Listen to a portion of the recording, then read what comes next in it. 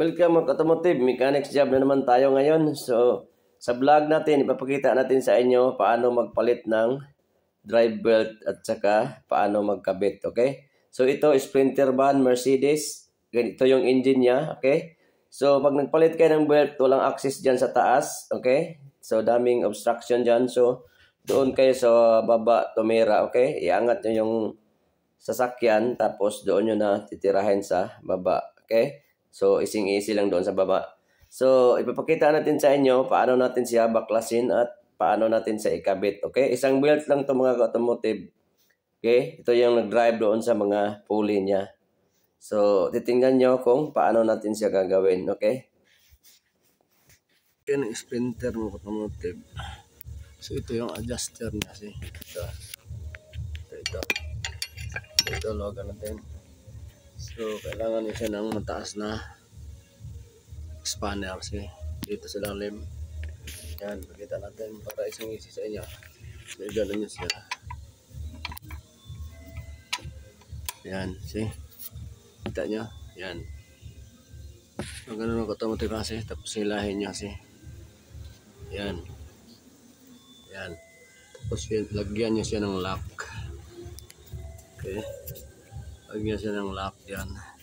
So yung gagawin nating lock is itong allen key. Ito. Insert nyo dyan para hindi siya naikot. Okay. May butas dyan. Okay. Para ising-easy siya baklasin. Ito natin lagay. May butas dyan. Tingnan nyo yung ginawa ko. Yan, see.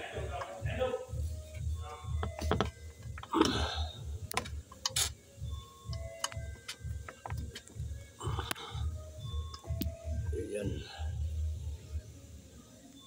So yan, insert nyo dyan yan, see. Yan, insert na sa butas.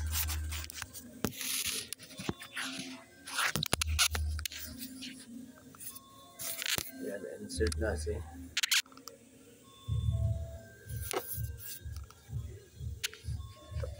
Baklasin nyo na siya. Yan.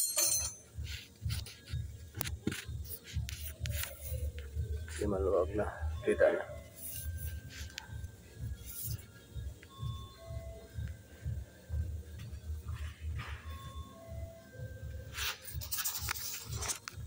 Ito yung adjuster niya mga automotive. See? Tingnan mo lumuwag na. So ganun yan. Lagyan yung insert dyan. Lagyan siya ng kahit anong pang tusok nyo dyan. Okay, tapos matanggal nyo na to. Mabaklas nyo na itong belt, see. Ayan, see. Isang belt lang to, pinakamataas. Ayan, see. So, ganun lang papalit ng Sprinter. See, mabaklas na yan mga automotive. Ayan, napakasadali lang. Ba't sa ilalim kayo tumira? See. Ayan nyo.